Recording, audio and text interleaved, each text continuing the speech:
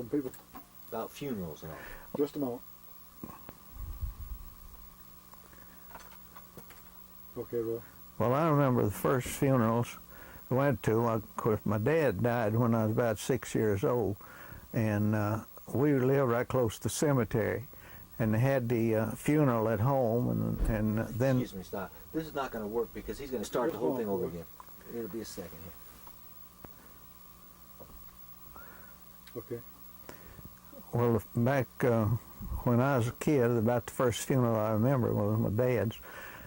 He died when I was 6 years old. We lived close to the cemetery, and they took us, had the funeral at the home, and the pallbearers just carried the casket over to the cemetery, and he was buried there.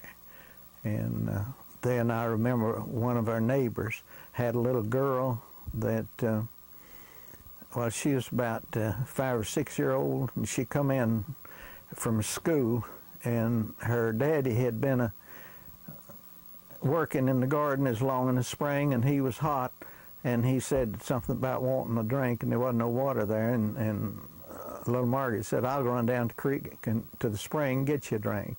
And so she went off down there with a 2-gallon bucket, and she there was a leaning tree over the creek, and she got out on that, I know, to get the water, and she fell in there and drowned.